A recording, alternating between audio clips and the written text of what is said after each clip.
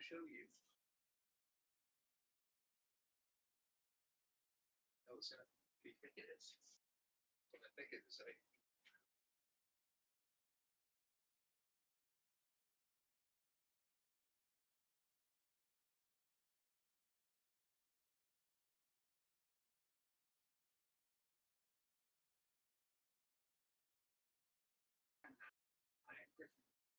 It's working. Mic check 1 2 3. Look good. OBS recording in 5 4.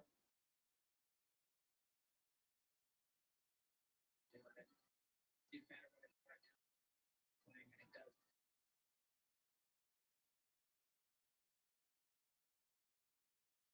Just be barely able to hear voice over it, and now it's probably fading away. So let me tell you, this is episode 2.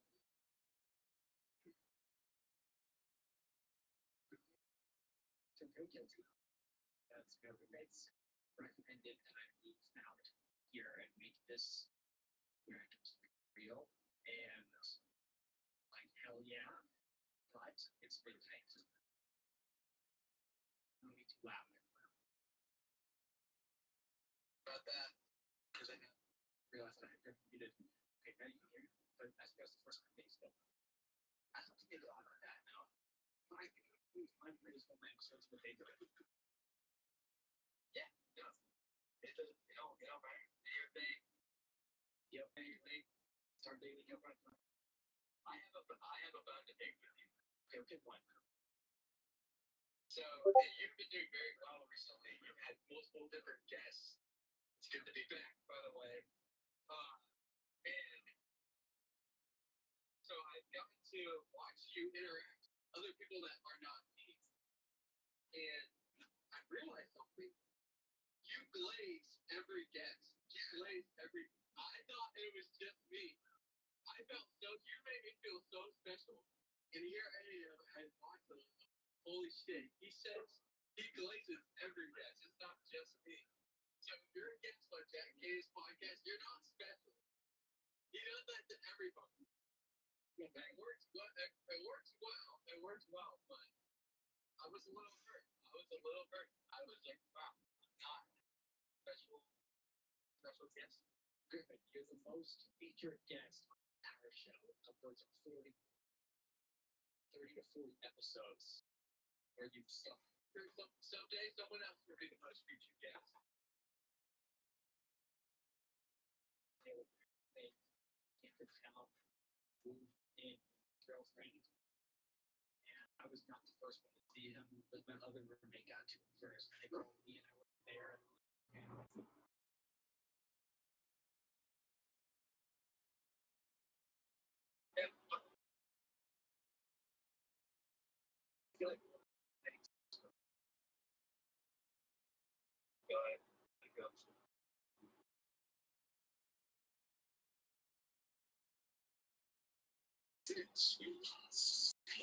Your next piece now getting involved to the Jackson situation.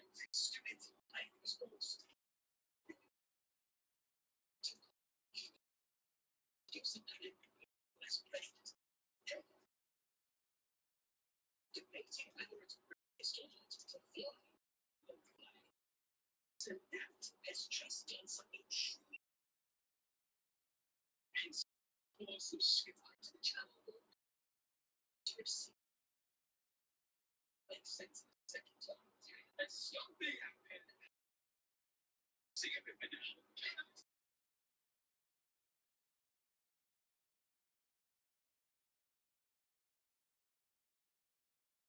Because there's many situations that Mr. Beast has been involved with almost every viral trend, but this isn't exactly a viral trend, I guess, but it's involved. He just tweeted saying, if anyone connected to Stuart Smith, the wrestler, knows the way I reach out if his kid is a fan, which and his kids will need to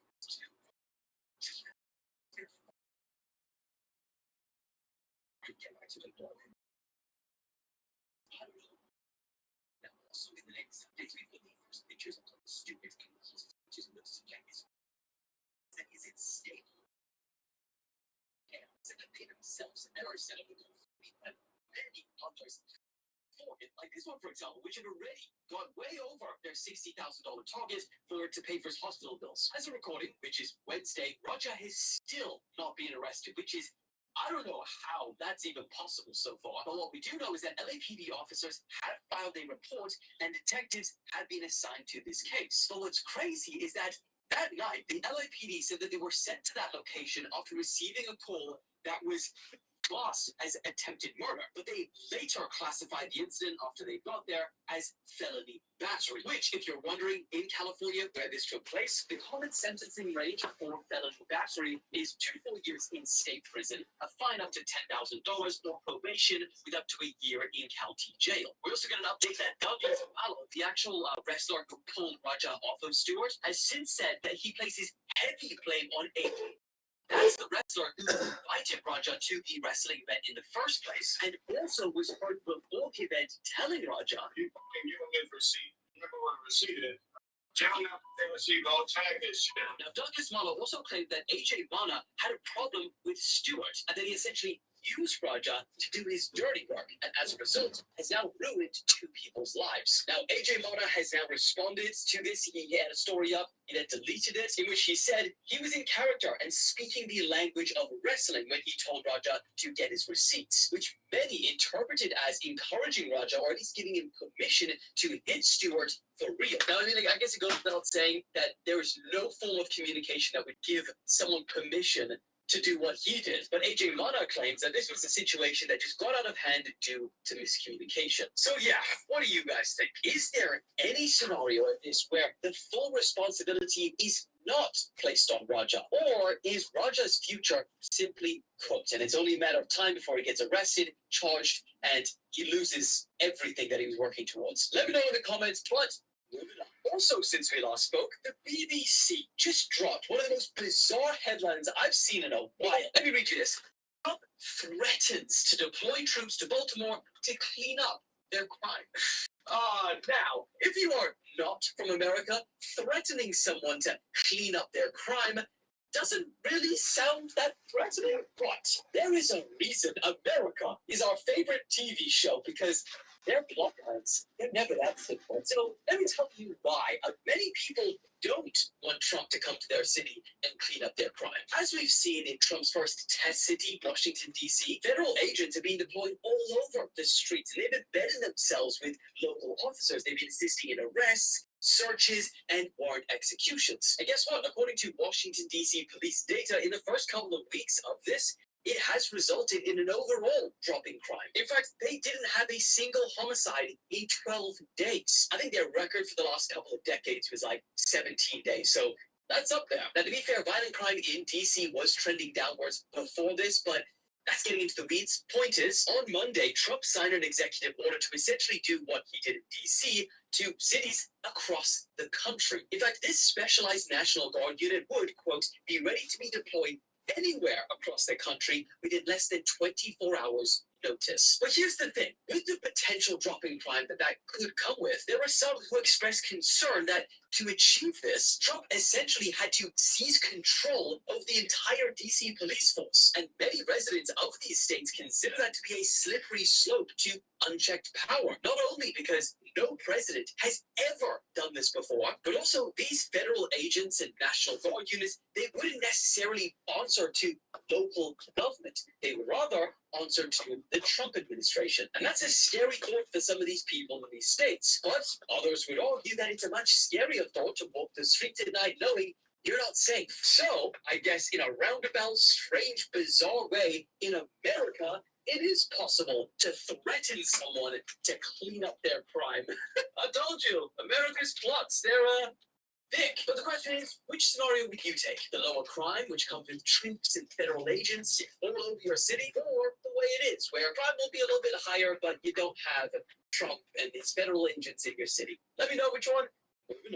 Oh, also, since we last spoke, this student's life is almost ruined because he brought a freaking umbrella to college. Shouldn't have done that. Basically, on Sunday, panic broke out at the South Carolina University after an active shooter alert was sent out to everyone saying you need to evacuate, you need to barricade, and you need to defend yourself. Turns out, though, This wasn't a real shooter. There never was a real shooter. It was just two prank calls, which, side note, prank calling about this is absolutely wild in the Big 25, especially in America. But anyway, in all of the chaos and the panic, a lot of people started taking videos of this guy who was simply minding his own business, walking along, probably with a smile on his face. I can't see it, but I imagine it. Who doesn't walk with a smile on their face with an umbrella? That would look weird. But all these people taking videos of him thought that what he was holding was a gun. Because why did your umbrella have a strap? I'm sorry to say. Another weird point, but anyway, they thought that that umbrella was a gun and that he was the shooter they were being alerted about.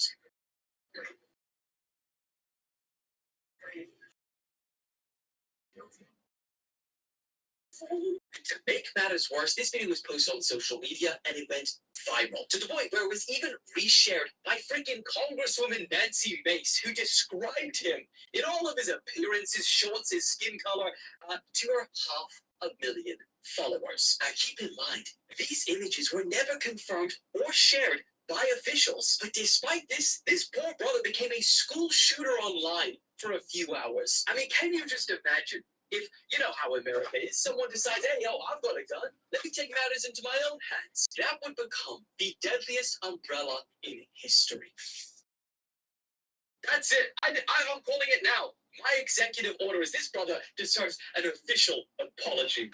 Moving on. Also this week, something big is happening in the UK right now. Now, if you live here, you would have already seen it everywhere. But if you don't, you got to know that England flags have been popping up all over the country. And while that might not seem to most as uncontroversial, a country flying its own flag, in the UK, it's kind of rare outside of sports competitions. And believe it or not, it has sparked a pretty heated debate over whether it is racist to fly the England flag or not. Now, this is being dubbed Operation Raise the Colors, and they have started appearing in pretty much anywhere a flag can be hung. Lampposts, bridges, over highways, they've even been painted over crossings, roundabouts, sheep. Now, people who support this operation often argue that raising the flag is about being able to be proud to have British traditional identity, which they argue has felt like it's been suppressed in the country over the last few years. Others, however, say that when they look at this flag, they see white supremacy. And when it's hung up everywhere, it's just a constant reminder that they should go back to their country. I mean, it's to the point where there are debates on national television that if this country wants a flag that is not seen as oppressive or is representative of modern day Britain, that they should change the flag. Now, this situation only got more controversial when the reports started coming out that some local governments started removing these flags, citing safety concerns. So it's kind of a bit of a tricky situation here. You got on one side people saying that this England flag represents pride in British identity and history, where there's another group that say, well, a lot of British history is marked by oppression, and this flag serves as a reminding symbol. So while to many of you it might seem like just a little argument over a flag, what's the big deal? In reality, this is much more than that. This is a fight over what will be the identity of modern day Britain. But I'd love to hear your guys' thoughts in the comments. Is it racist to fly the England flag or not? Moving on. Also this week, if you have spare bedrooms in your house or your apartment, you may soon need to pay extra tax for that, because that is exactly what is being proposed by Australian lawmakers, because they have a radical plan to address their current housing and affordability crisis. So during the country's economic reform roundtable last week, one of the several proposals that they made would work by essentially disincentivizing or punishing people for having spare bedrooms. For example, if you're a family of 3 but you got 5 bedrooms, those 2 extra spare bedrooms, well, you're going to pay tax for those. Or if you don't want to pay the tax, move down into a home where you don't have those spare bedrooms, you see? And the thing is, Australia has to propose these pretty radical plans because they got a pretty radical problem. They simply don't have enough homes. That has caused the average house price to skyrocket and make it really unaffordable for the younger generation. And to make it worse, they consistently fall short of their annual target of 240,000 new homes. And so because of that, they now need to find ways of making more space with the homes that they do have. But, the people that this is disproportionately impacting, which is the older generation, they argue that this is intrusive and that they only have those empty bedrooms for guests or for storage. And they also say that it's unfair to charge those people who have retired. But what do you guys think? Is this too far, or is it necessary so that everyone has a home? Let me know.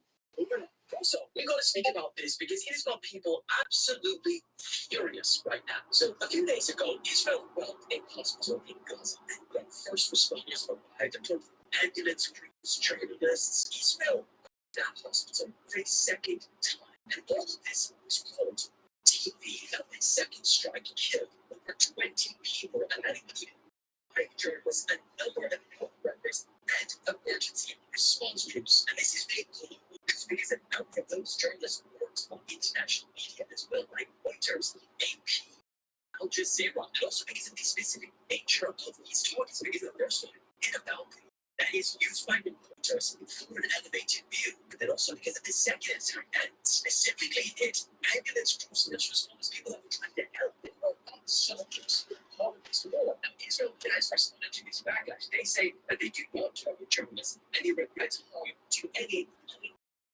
individuals. Let's hear you guys' thoughts about this situation. But we're going to talk about this situation because everything we thought we knew about cancel culture has changed. We don't know nothing anymore. Because today, we woke up to the news that cracked about it. And it hasn't even been because they apologized. And they said, our people is going away and our own timer.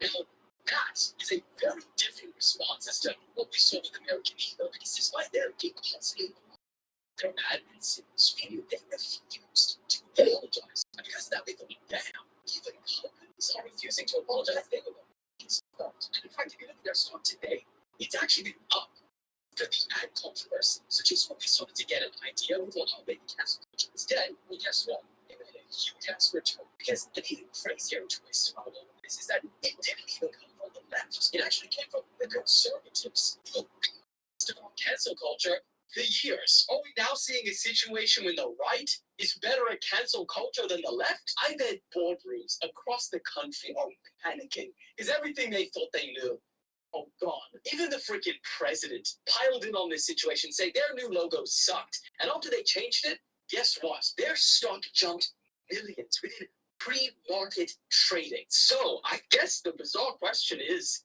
where does cancel culture go from here? Moving on. And lastly, Kai Cenat, he just announced that his third and final Mafiathon stream will begin on Monday, 1st of September. Now, for those who don't know, the Mafiathon streams are basically 24-hour streams for a full month. And this is all to gain as many subs as possible, but also to make money, of course, and also to raise money for different causes. Like last year, for example, he pledged 20% of everything that he made, which allegedly was in the tens of millions. And he said that that 20%, which would have been in the millions, would go towards building schools in Nigeria, which actually a full year on, I wonder, maybe I'll check up on that, actually, do a bit of research, because I'd love to know the progress on that, and if it actually happened, remind me. But what he has planned for his third and final one is actually insane, and it shows how far the space of content creation has come. Because to announce Mafiathon 3, he got a freaking ad on the Las Vegas Sphere. And keep in mind,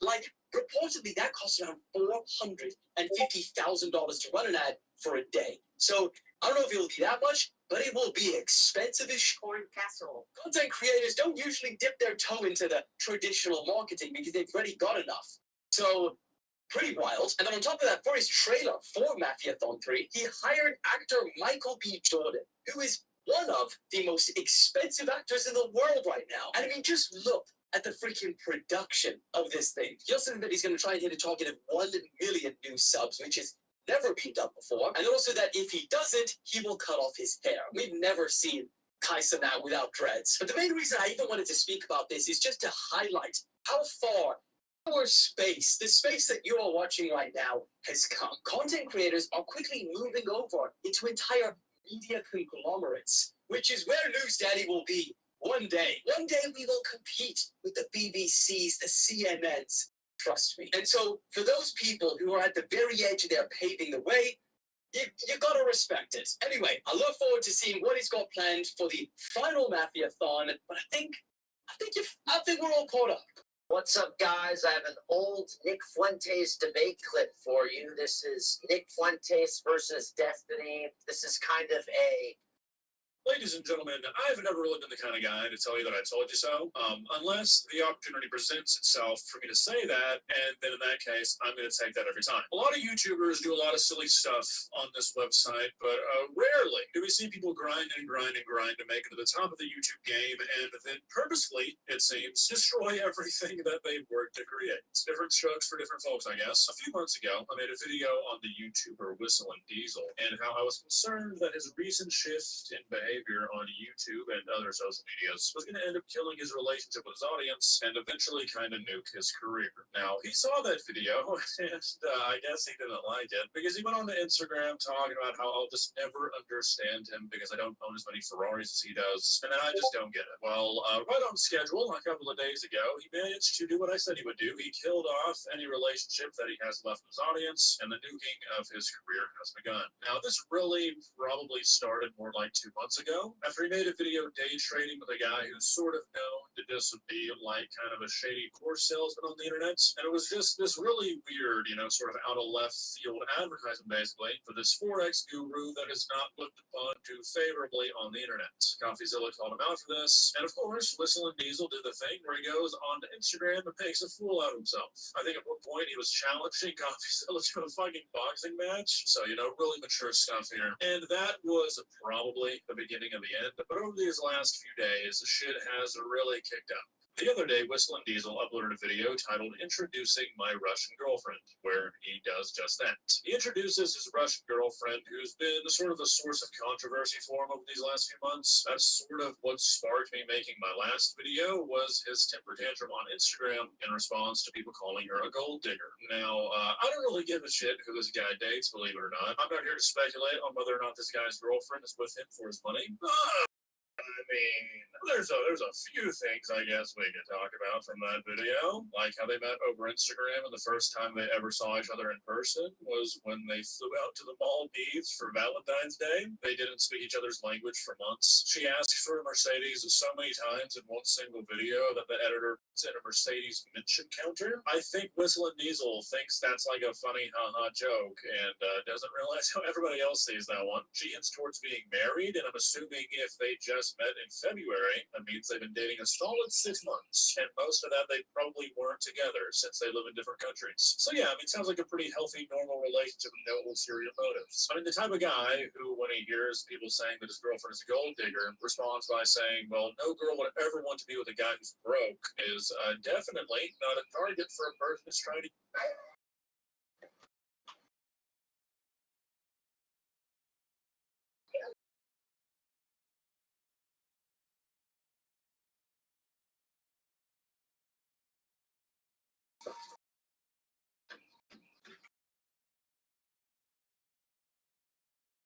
Talk to little kids. Where's the bus going?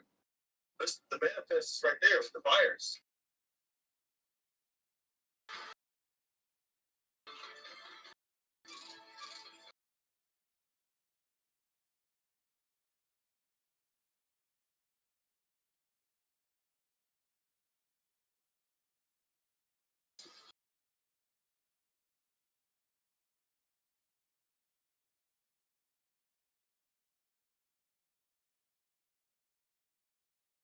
MP5, the MP5K are some of the best submachine guns known to mankind. They are often talked about being dethroned, and yet, time and time again, they are not dethroned. And from the 60s and beyond, they continue to dominate.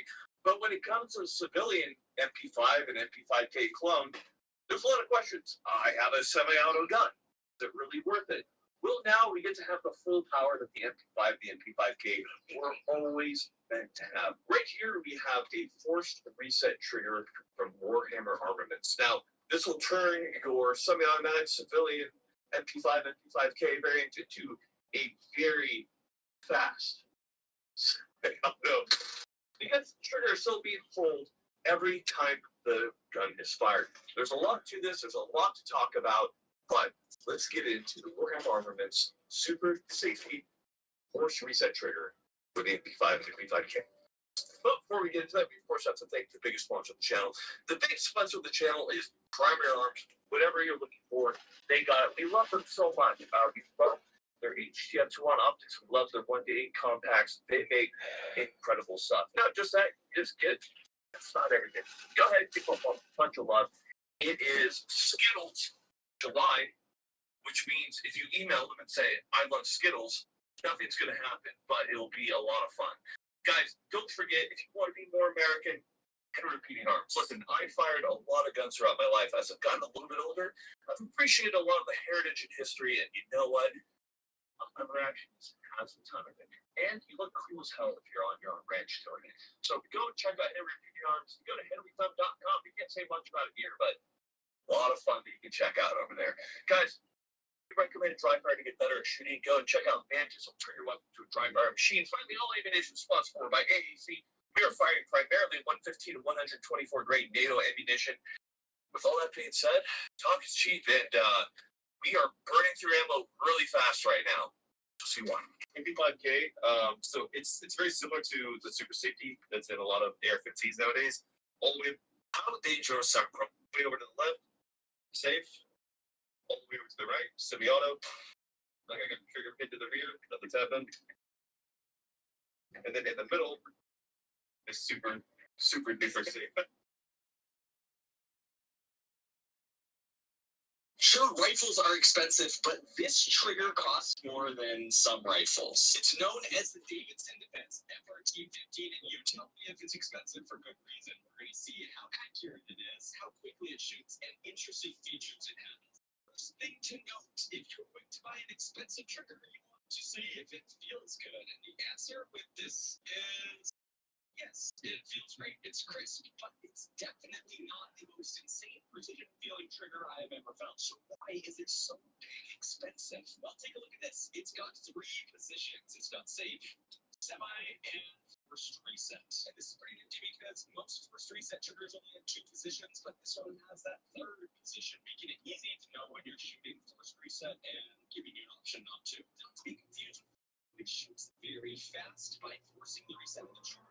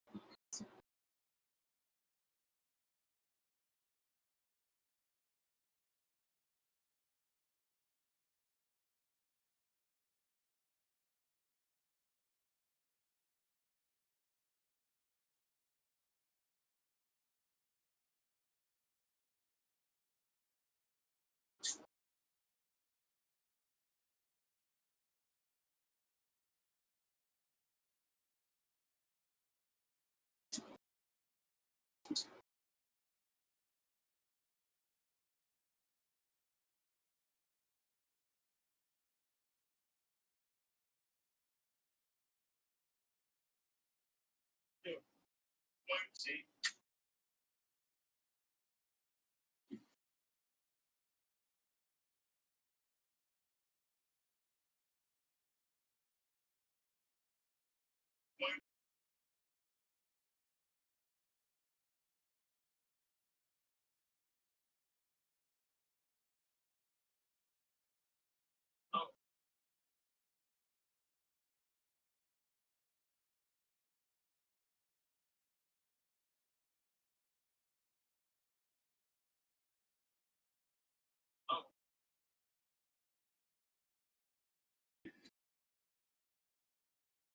AR-15, A2, and install an FRT trigger from the shop. So we've got demoing our FRT trigger spikes or rare breed. I'm sorry. Works. Right? Office file.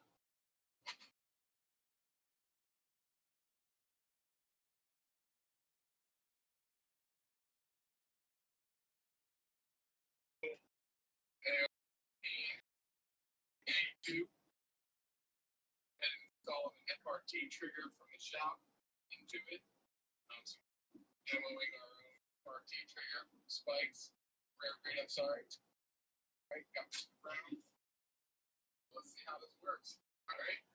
Office file.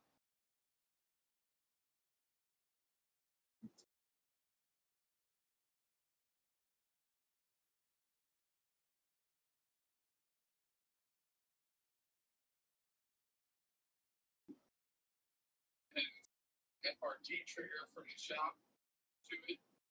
So we've got demoing our FRT trigger spikes or rare breed. I'm sorry. Got how this works. Right. Office file.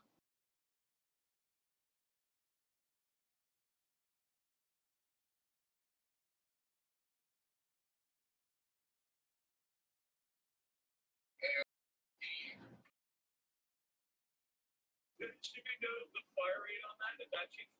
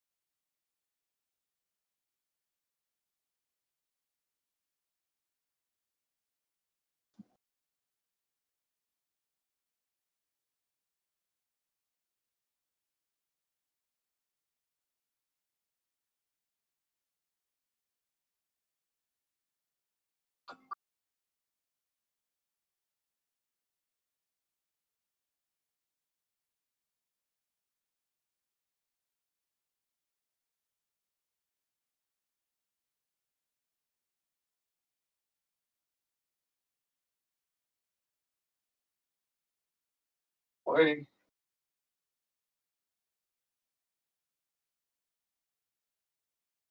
I need to get up, but I don't want to.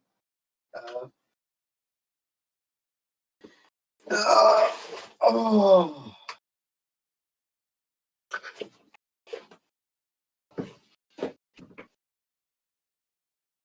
I'm gonna be tired.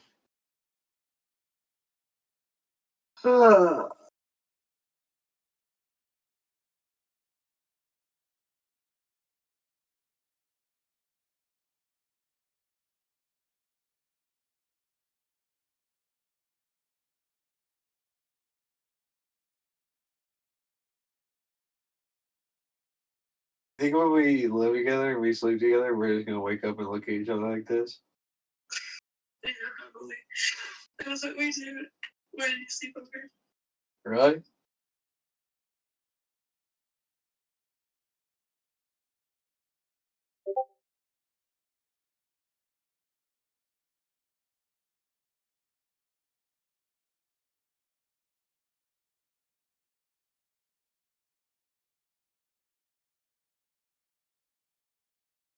You think there will ever be a woman president? Well, I hope so.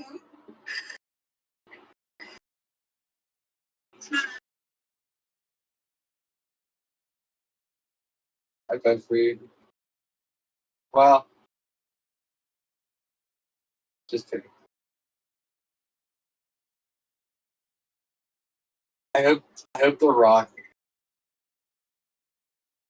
runs for president. Do you know Dwayne The Rock Johnson might run for president? I'm gonna do it. You like this?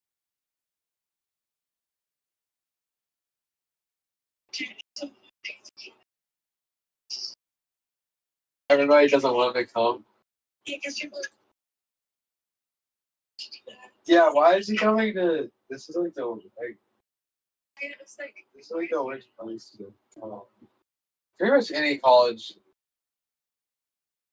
No, because it's so crazy because it has like 10, 15 likes, 100 comments, and 800 shares. The ratio is insane. Like, I'm sending to you because Damn, I do better than him. I get the job and like it's just so funny because the ratio is so. Oh, fuck that, come on.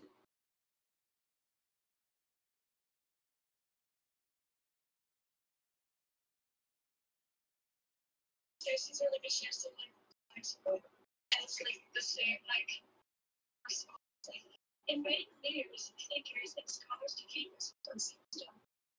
So we can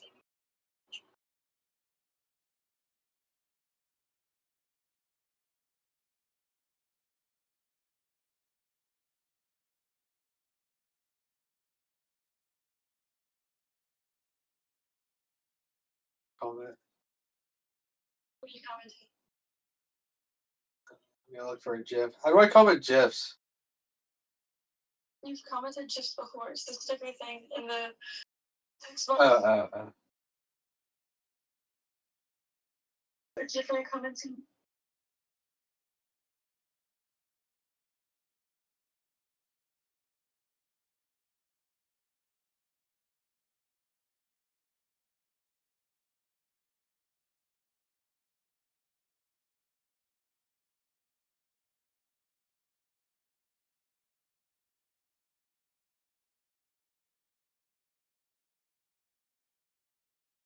What are you commenting? It's commented.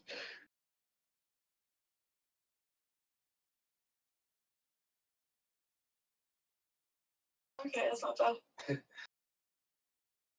I don't know. I'm interested to see. What else do they have? For GIFs. Yeah, that's all I got. I don't know. That's okay, you don't need to. I think that's fine. Yeah. But dude, like it's so fucking funny, like looking at the comments.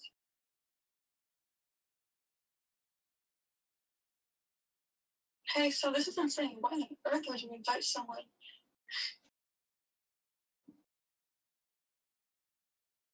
I dare him to learn how to treat every American and student with equal respect and support. Because it's a dare to learn series. Like it's just funny. Dare to learn my cock. I should have said that.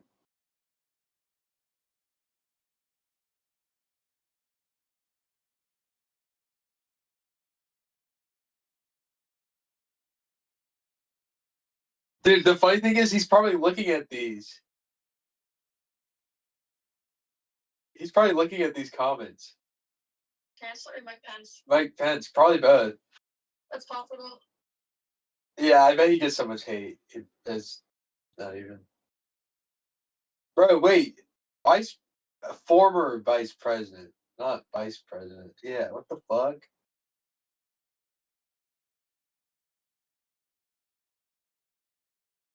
I comment like a gif of him, because it was during the vice presidential debate when like a fly like flew on his head. Yeah. I commented. That's funny as fuck. I forgot about that.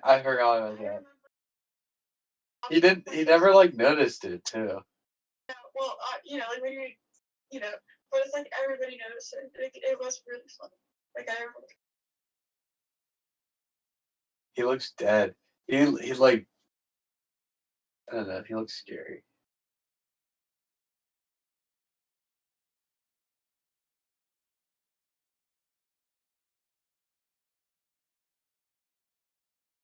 His friend who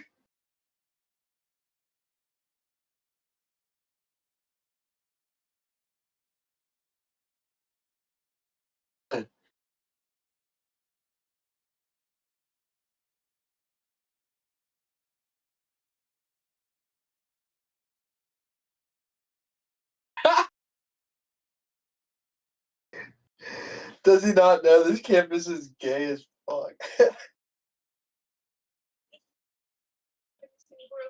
then there's like a few that are like it's like yeah, you see how many Republicans or like the club. No, there is not. Where are they? They're like down at the bottom because like no one's like they're not getting much engagement, but it's so fucking funny.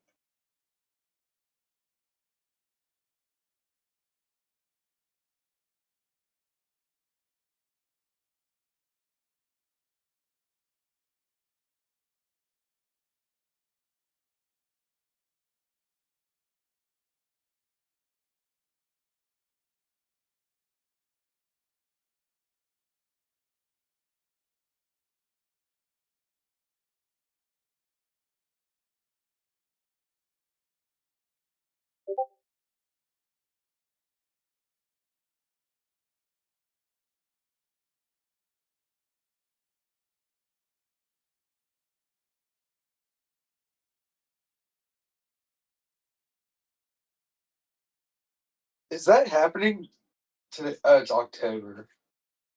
Yeah, but it's just really funny. Okay, I need to go get it. Bye. Thanks. Yeah. Okay.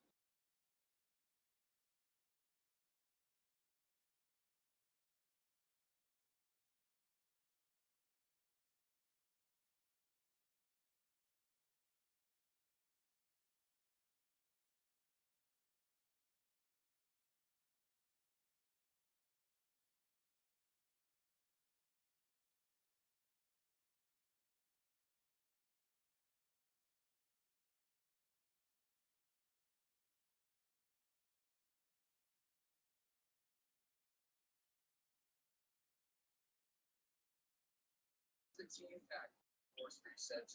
So let's say fire, third position. Now, go fire.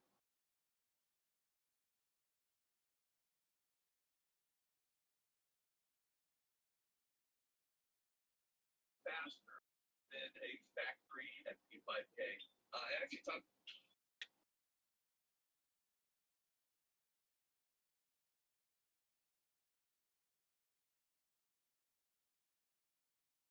Brother in Christ, two outside this group. Now is the rest of the rounds.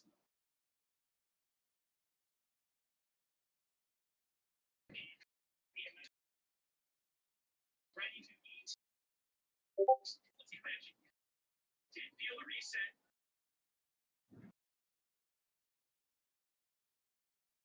Please from the seer.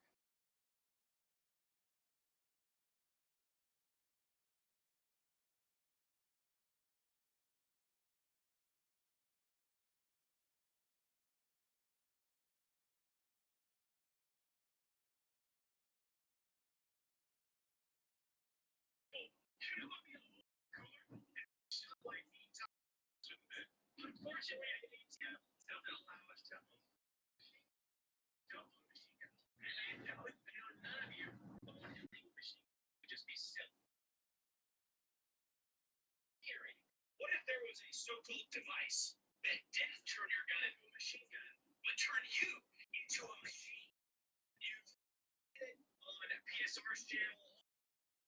People have covered this thing. The guns are going to be testing today to see if they can shoot really fast and turn you into a machine. Thus turning the guns into really hard to get the verbiage right on this one. It would be super sick. I don't think the AR-10s are going to work just based on the carrier sizes, but we're going to try the Cube boombox with subsonic rounds. Big deal. PCC, since so many of you guys did our team working there, I wanted to see the piston gun, maybe the weight of the piston. We'll explain the mechanism and how this works, and why the piston gun would be good, but I think the weight of the piston might actually make this the best candidate and the adjustable gas. That's unfortunate. This gun was my test bed gun for the FRT, and that's why I don't have anything in there right now. I know this thing works. This is the team thing.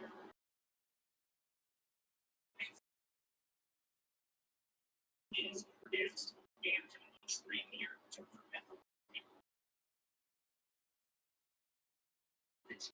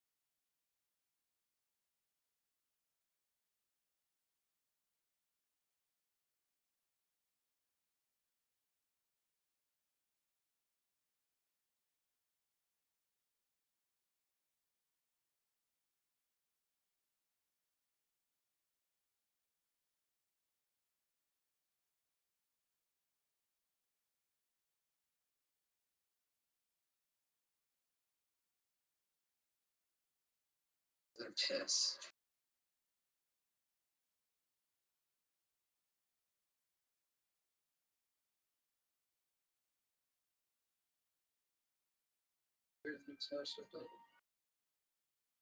That's good. It's all right.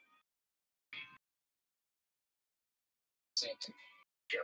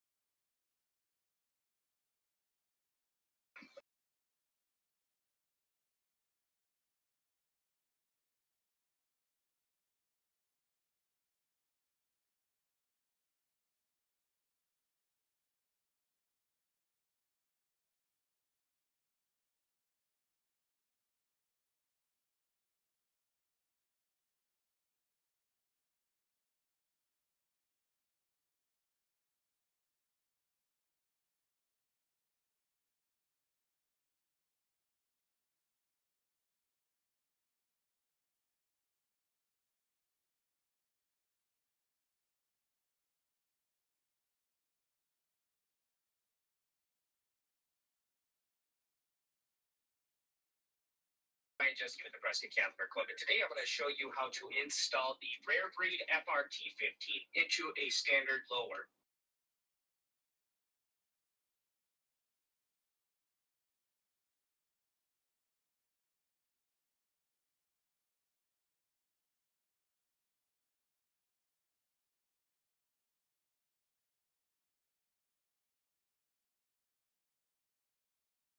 The Rare Breed FRT trigger is pretty darn simple. It's got this locking lever, which locks up against here so that your trigger can't be pulled until it's into the proper positioning. Behind here, this is where all the problems are arising. It's in this spring. Now, we have shot 500 rounds, 550 rounds through this trigger already, and I have had no issues with the spring. I have never squeezed on this lever at all, aside from when it was inside the gun functioning. And that is the key to keeping your Rare Breed FRT trigger. Get this thing back reassembled and get it back. And you can see that I have reinstalled the spring and I have perfect straight functioning. No issues at all. Good after 550 rounds. Now, like I said, the locking bar holds right straight up and down, and it should only go 20%, not 100% in that direction, and that's why the pitch is occurring down below and why the spring is breaking. Let's keep getting this thing back together. So we also need to make sure we drop in our spring that goes underneath the trigger. Spring's supposed to reside. And then you drop everything down into place, and now you do a bit of maneuvering. Like 20%, guys. You move that, and how the trigger will function. That's all that's supposed to move is right there. And when you squeeze that harder, it's going to pinch down there and cause trouble according to Rare Breed. All right, guys, now the orientation of the spring, the hammer is right here. And the Rare Breed FRT15 trigger into a standard VR lower. First thing you're going to want to do is break your weapon down, make sure it's safe, and get it to this point where you have your lower receiver with your trigger installed. You want to release the trigger, your hammer panel. Next up, you're going to take out the second pin here. This is your trigger pin. And you can go ahead and set your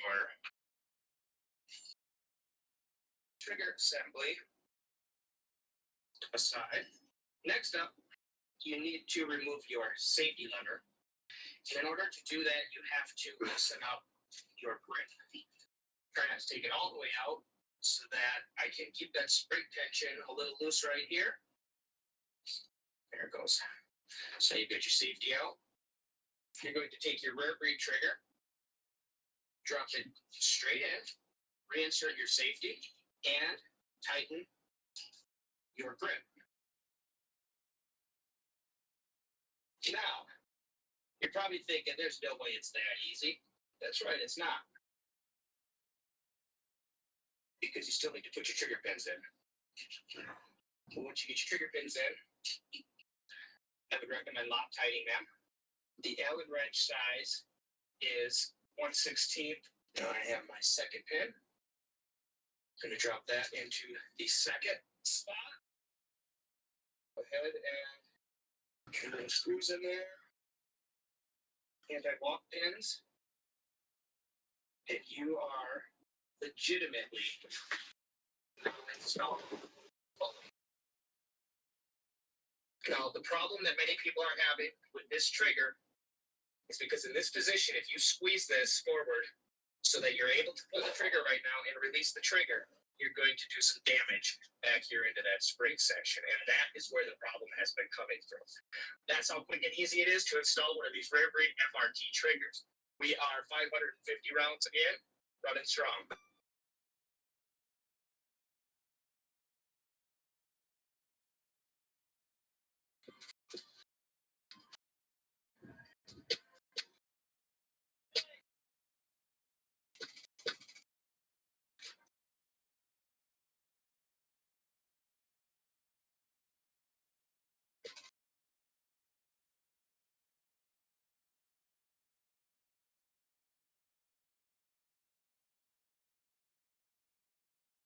So guys, I don't have anything else for you. I just hope that each and every one of you stay safe.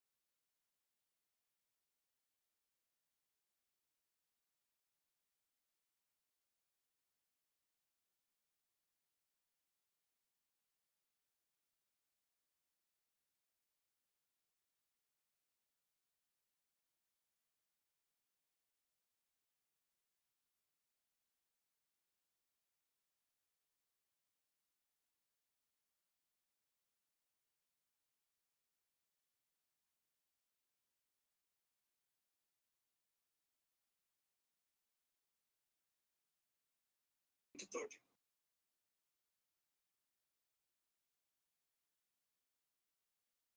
No.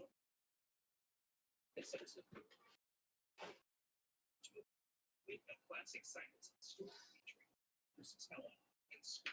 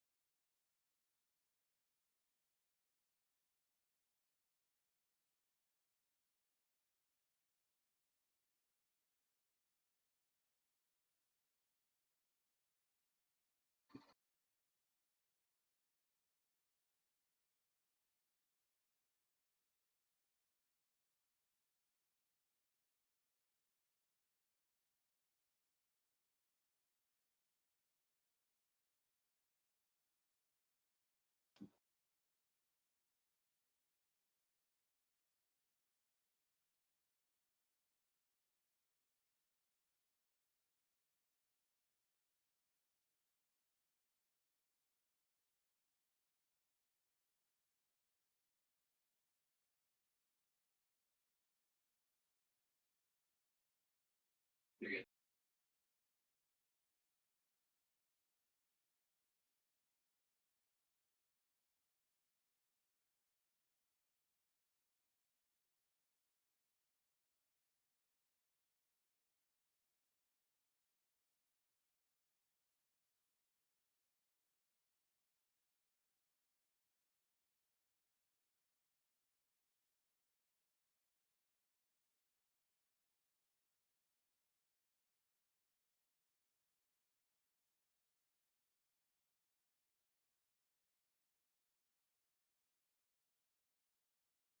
The magazine release frees the magazine from the lower receiver.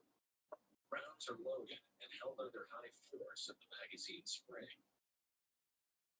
It's then inserted into the mag well and secured by the magazine catch. Pulling and releasing the charging handle chambers the first round. The charging handle forces the bolt carrier group to the rear. As it comes back, the action spring is compressed. As the carrier returns forward, bolt strips the top cartridge from the magazine and guides it into the chamber. Housed within the bolt carrier is the bolt. The bolt contains several locking lugs that engage with the barrel extension lugs.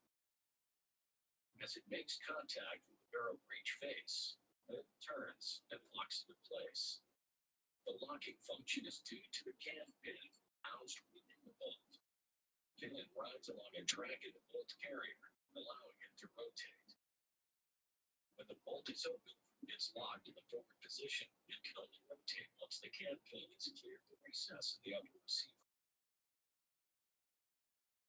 Rare occurrence where the bolt fails to fully close, forward assist may be used.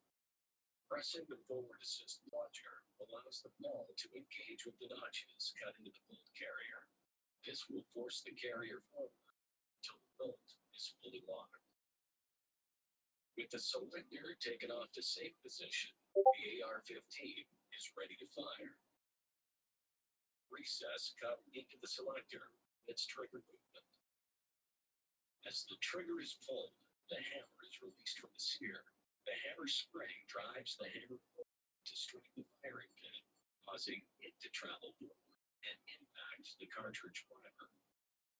Within the primer and an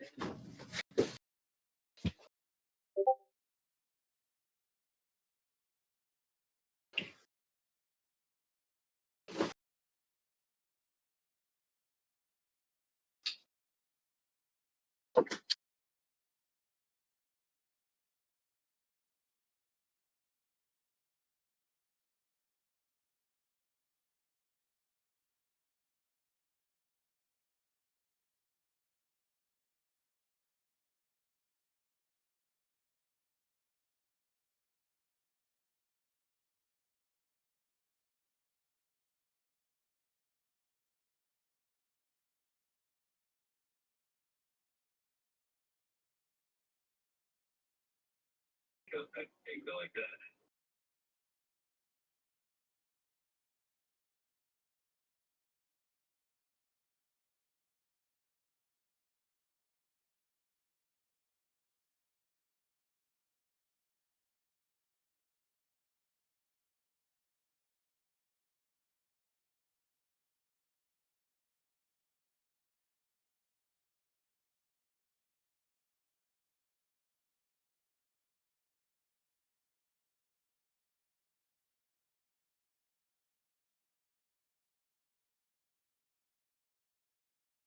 Take. You just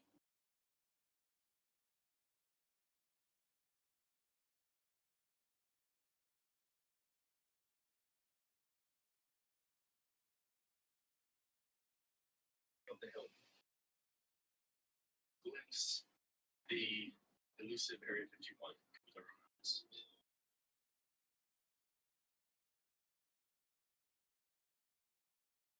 Did you see your first disc? The first disc I saw, I believe it was the second. I think it was the third time I was up there. We came out and I saw the disc in the hangar. Seeing it struck me that, well, Well, this explains all the UFO sightings. This must have been some advanced UFO fighter that we've been working on for years. And, you know, people have just caught it being tested, so on and so forth.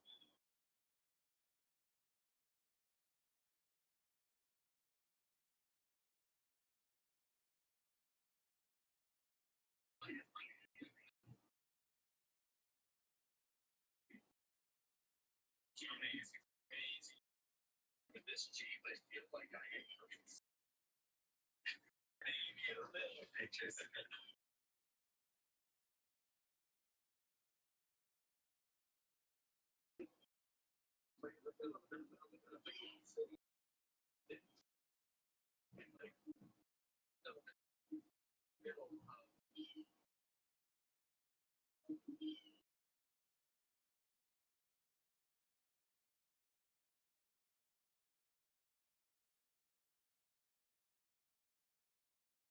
Hear the sound. Up there.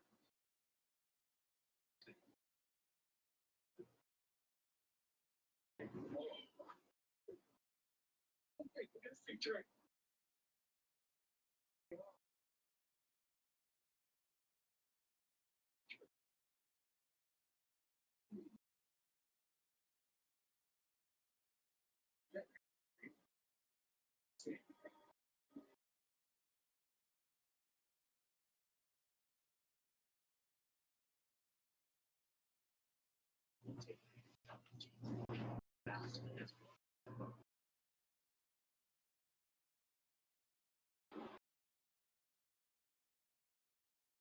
Weird.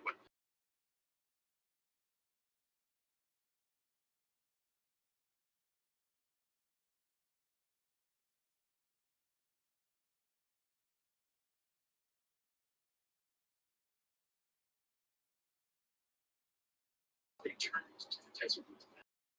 Boundaries running. The things for the CIA, information. Back in the 1950s, chief adversary of the West. They influenced society. Find out strike clubs.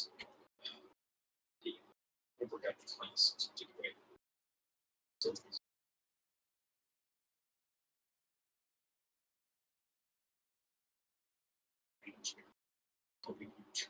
things flies high. It could be 60, 0, 30,000. But you two to up to 60,000 feet, that's 70,000.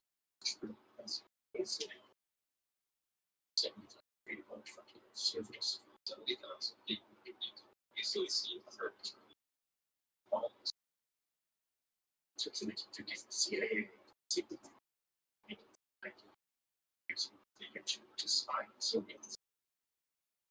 I can reach Soviet military base and its structure. Science testing plasma bombs. South Korea gave all the Soviets.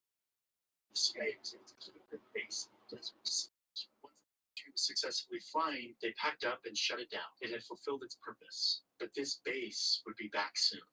And eventually the entire world would know about it.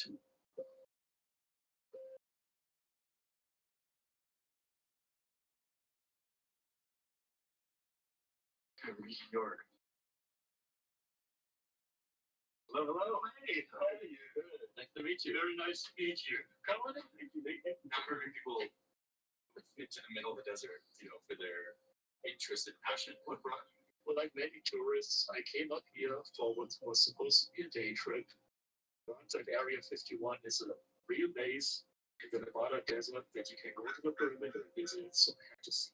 So I fell in love with the desert and I fell in love with the history of Area 51. That's 27 years ago. Did you have a open-mindedness towards the extraterrestrial narrative? I was open to UFOs, military, a CIA base where they keep hardcore prisoners. That was what all the conspiracy theories are. Area 51. And then through my own research and through communication with with other like-minded very quickly got in the right direction, like Area 51 symbolic and what is logical. The owner of a website devoted to the Area 51 military base wants to know why federal agents busted down the doors to search two of his They homes. busted through my fence line. They broke the door to my house. They were ordering, York Army, this is the FBI, we have a search warrant. A bunch of guns drawn onto that riot gear, people with helmets on, with this full riot gear on. So what is the major fear? That it was some sort of espionage effort? They thought that I was a hardcore spy, apparently, spying base, maybe even for a foreign government, who knows what they believe to be. None of that is true. I'm a guy who runs a website.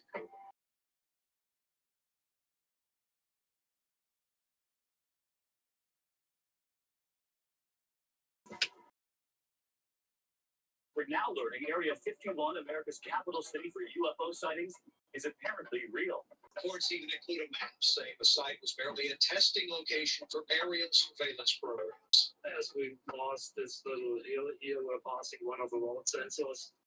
And right now that sensor sends all the little data to the base. Hey, there's somebody coming. Here in security. So, the 50s, the U-2 spy plane is flying high over the Soviet Union, successfully evading detection and collecting intelligence of all kind. Everything was going smoothly. Until 1960, when Frank Powers got shot down. It's the Holocaust in Moscow. See the fetus Russian child. Hey, we've got your pilot, and he's talking. And now, this is Gary Powell, pilot of the American U-2 spy plane shot down over Russia, faced the judges with composure. Of course, they had the wreckage of the airplane, did sensors and cameras as well. So the game was up. CIA knew there had to be a replacement for the U-2. The CIA headed back to the desert of Nevada to try again. This time, they would actually be building this up to be a permanent base and testing facility. That construction project was called Project 51, and subsequently the base became named Area 51. To replace the U-2, they developed and started testing a series of aircraft that were on a whole other level. Orders of magnitude more advanced than other aircraft of its time.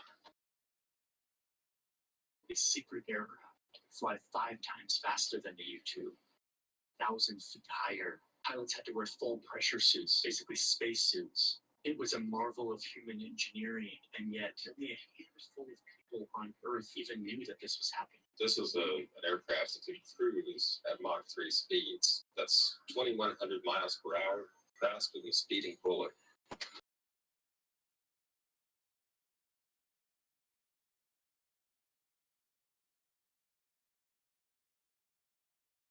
These things look weird on the runway.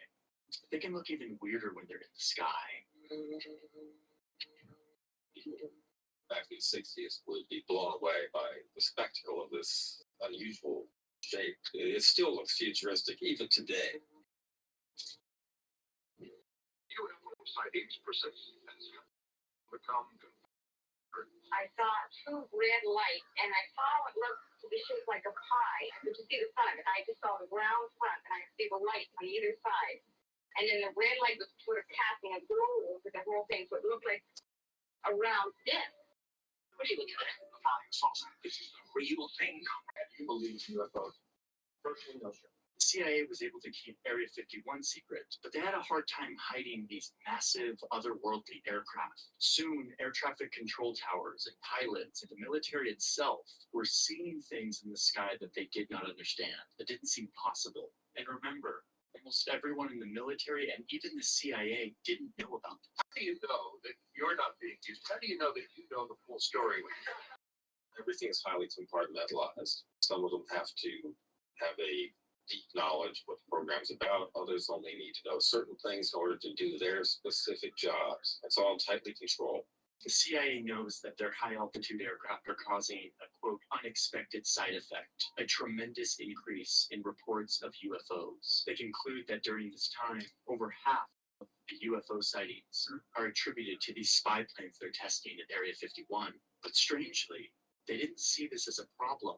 In fact, they kind of embraced it, secretly feeding the rumors. These could be extraterrestrial visitors. One engineer called the UFO sighting a, quote, bonus, a useful distraction for a program that, in order to remain useful, must remain secret. The CIA also used the rise of UFO sightings to study human behavior, to use the public as their guinea pig, testing how mass perception can be shaped and manipulated. I absolutely do believe that there's a science program going. When they want to throw something out there and see what comes back, how do people react to it? I know from stories that I've been told from people that have worked at Area 51 many, many years ago, that they would actually put on light shows for the benefit of people to just further this UFO with. They want to confuse people that come out here and may actually see something that they're not supposed to see, and at the same time test their new stuff. And how do people react?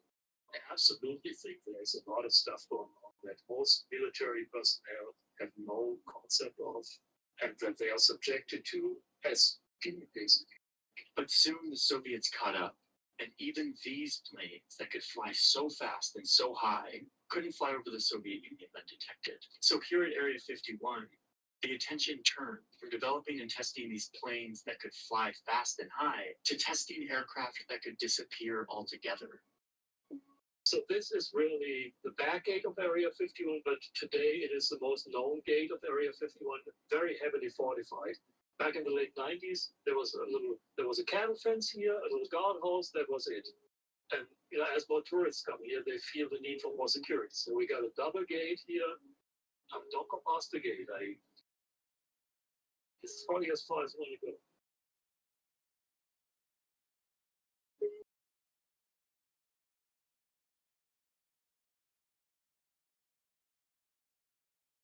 Okay, we're at the back gate. Hear this? It's quiet. Barbed wire. We've got some cameras looking at us right now. Drones. I will respect that. So there's a new radio tower right there, and it apparently is transmitting a radio signal that you can tune into. It is a part of an experimental program to use radio waves from like civilian radio stations to see things in the air. Passive radars, this technology, it's existed for a while, but anyway, if you tune into the right frequency, you can hear what they're playing at the radio station in Area 51. Not for people to listen to, but to test radar and aircraft. Oh, come on, that's it. Oh, come on, this is it. That's it. Oh my God, it's amazing. To the highly secreted base where they are testing things. What is going on over those mountains?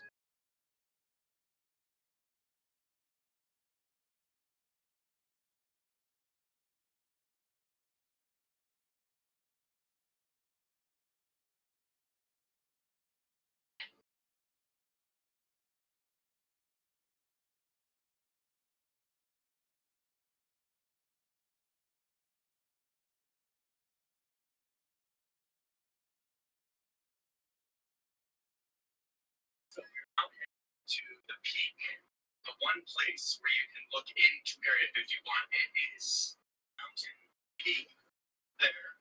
It's going to require a bit of a hike, some off-roading, but it is the one vantage point where you can look down and see Area 51. So that is our goal, and we are off on that mission right now. In the 1970s, CIA trying to get out of the aircraft business for that satellites to do this. In fact, satellite accident. Area 51. Secret airstrip at a desert. They're getting out. Area 51 is now under control of the Air Force and the CIA. And they set it out to try to make their planes invisible to radar. Like, but designing them in these strange shapes. You have to trip their radar. Things into the sky. Nothing's there. The waves are just. But if the plane is simply it bounces back to this dish, captures that signature, it's able to detect how the it's very vague. It's a best that's moving. This is a big deal. Maybe into Still, for the old pro. So how you trick this system, you have to use those waves, give them to bounces, Superman scattered, so that they barely make it down to the ring, which is how you get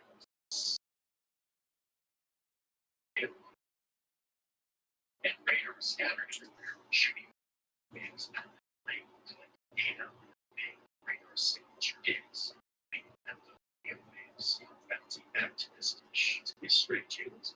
The Air Force and just see it measure stealthy plane just to measure signatures there. Just get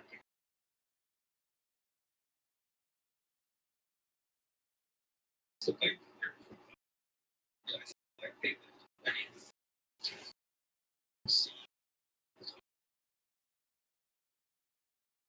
yes.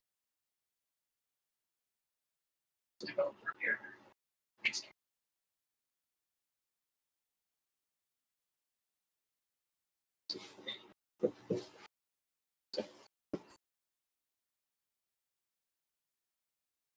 Show strengths to reduce this speculation. There's several exactly 9.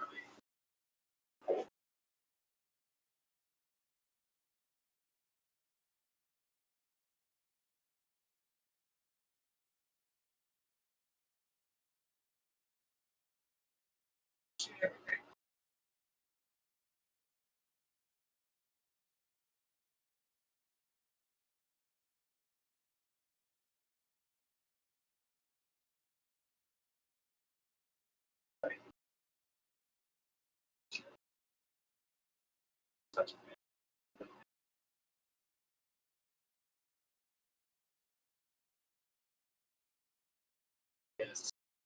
situation where we in this area.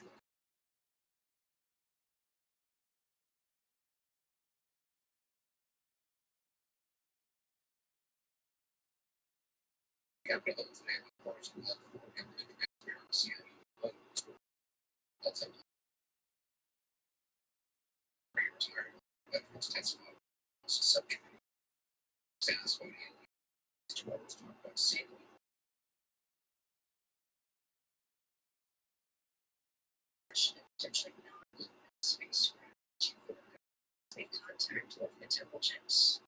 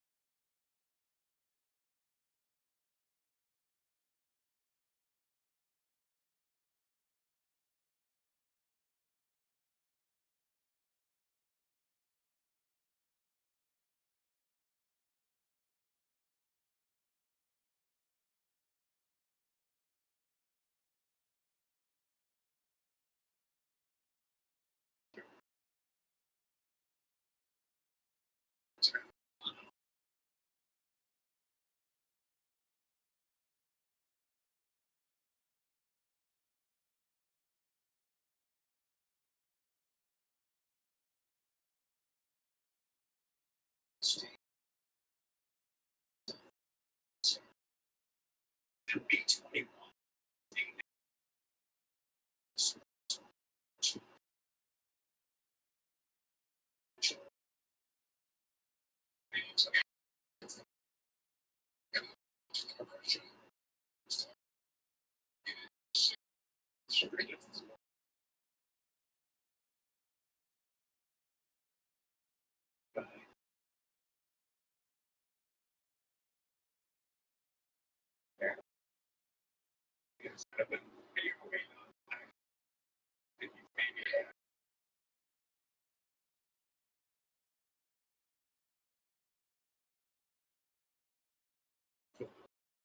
Scanner to be for some activity tonight here.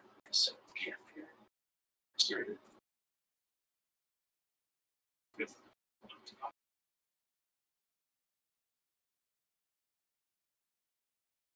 sleeping tonight. Right there. Janet taking off soon. By the way, when I say Janet, I'm referring to these planes that flies between Area 50 is every day. The operation of Megatron. Get Janet in here.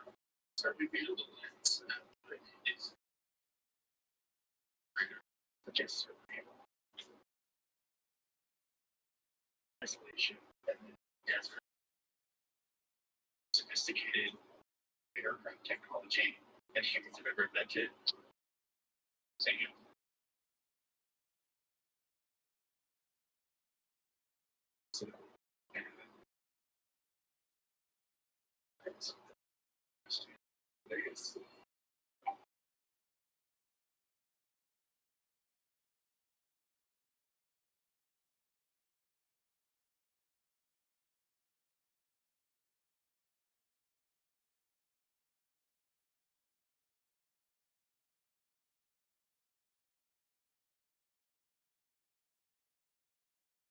Because I love the series and base force. Sure, I don't know. No. And some things that it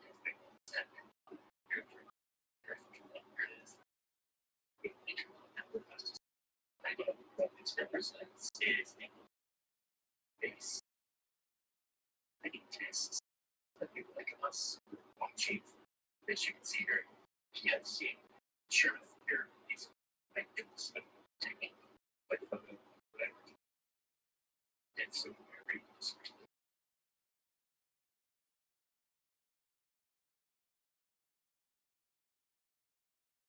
very you see a little wave going right there, which something and then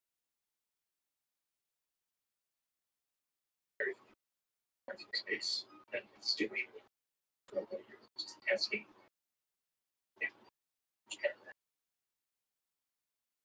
Place associated with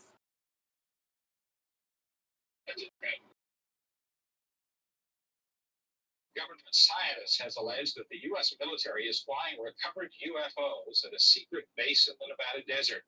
The allegations about the secret facility near the group first surfaced on Eyewitness News last Friday. Well, there's several, actually 9 flying saucers, flying discs that are out there of extraterrestrial origin. Scientist Bob Lazar says there are at least 9 of the flying saucers being tested and that they were not built on Earth. I got to look inside and it had really small chairs and things began to click together just all too fast. Yeah, well, it's obvious it came from somewhere else other than Earth. Lazar claimed that all of this extraterrestrial technology was being researched in a secret facility south of Area 51.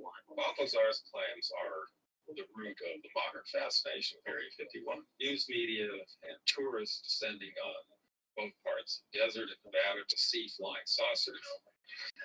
No, I did. Look at it now. It came up above the same mountain.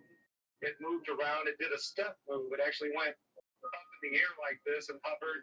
The Lazar story happened at the beginning of the internet really burgeoning.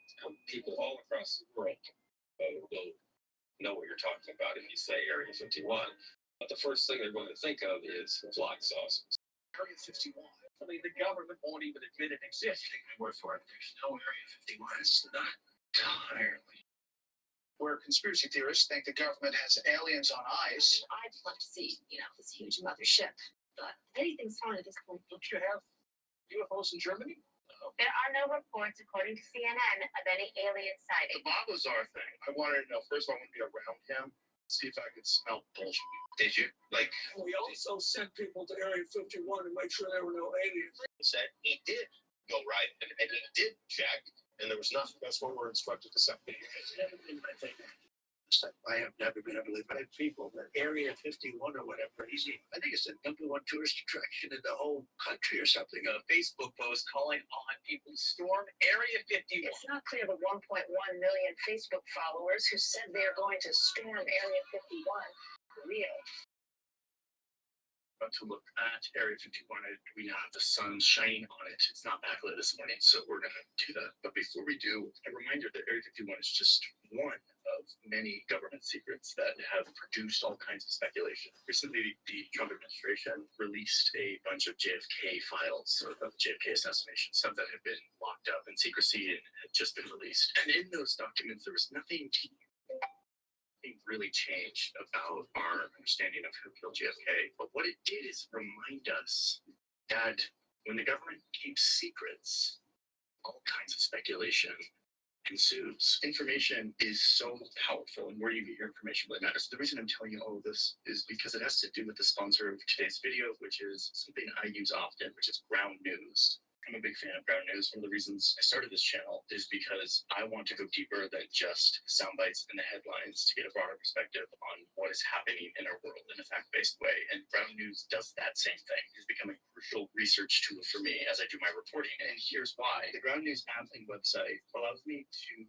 look at a story from all of the different angles and headlines and biases, all from one view very quickly. Thousands of sources worldwide are fed into this platform, allowing me to compare coverage, to uncover political bias, reliability, factuality, and to see who owns these different sources, something we don't really see very often. So going back to the JFK example, I can quickly see how left and right covered the JFK files that were released recently. Left-leaning outlets focused on critiquing Trump's release of the documents, focusing on the people who were angry about their personal information being released. Right-leaning outlets framed it as Trump fulfilling his campaign promise of transparency, using phrases like a new era. This is the same story, but covered totally differently depending on the bias of the news outlet. There were over 400 outlets that covered this story, but depending on who owns them and what their political bias is, it's going to be a totally different thing. There's also this blind spot feed, which shows you the types of stories that are either not being covered or that you might not be wanting to consume because of your echo chamber. Being able to compare all of this in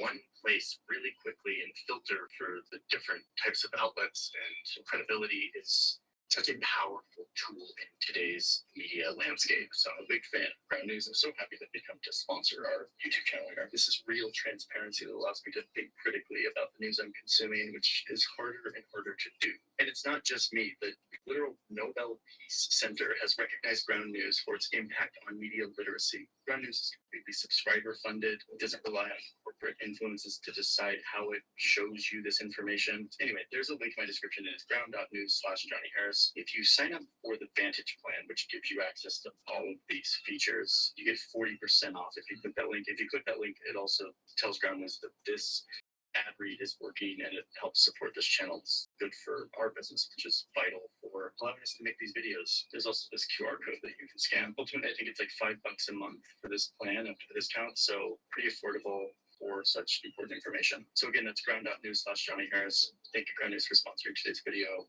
And now let's go look at Area 51.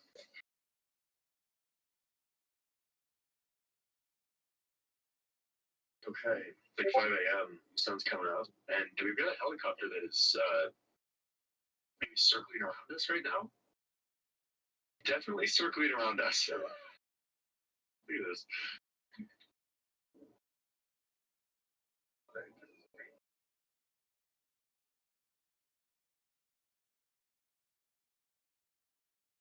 Wow, that is a looking helicopter.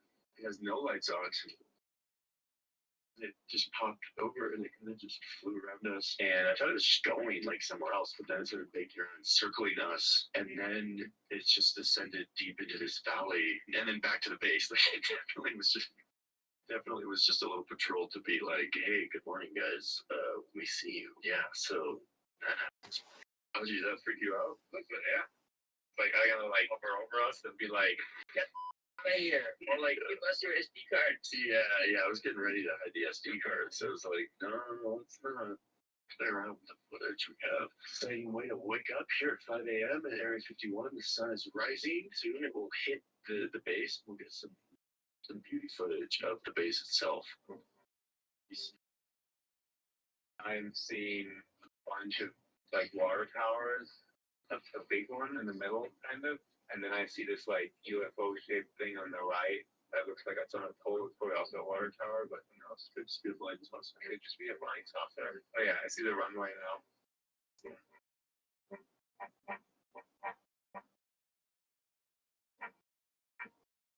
More than 24 people who have come to me with bits and pieces of the story who had worked out at Area 51 that I confirmed were out there.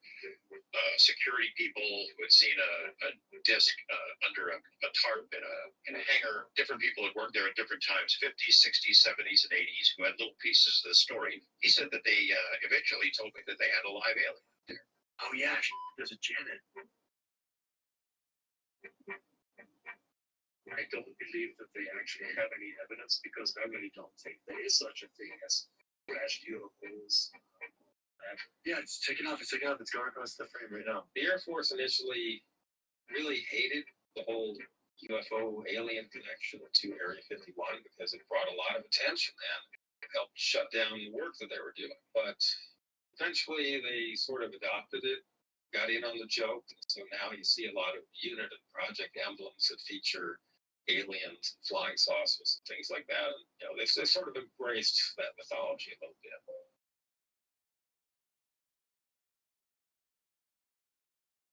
Our mark, you have a little book at the top of Jeremy Petersburg. What's our message to the future hikers? Peace and love. Peace and love. Don't drop bombs on people.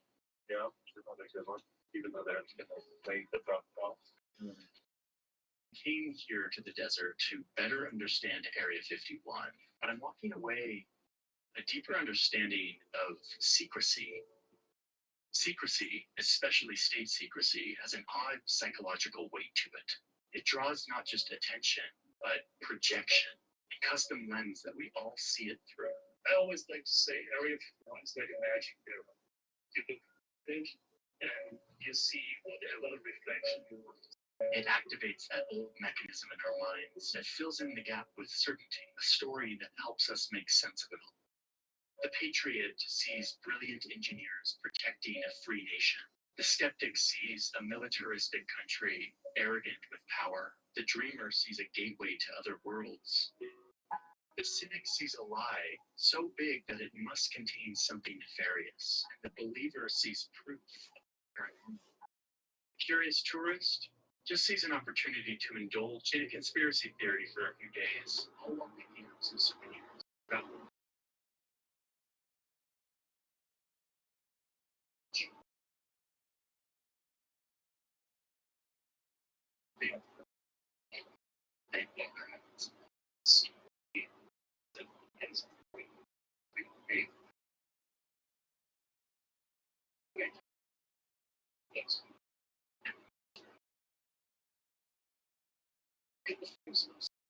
To distract secrecy may be essential to secrecy breeds the very thing we need. Stress becomes suspicion, and suspicion becomes new ways to restore. Fairly certain that the U.S. Air Force continues to build its technology is trying this to take their position.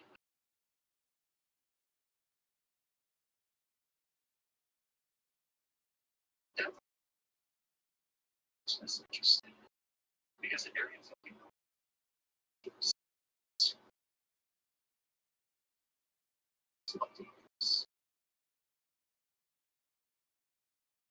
do you think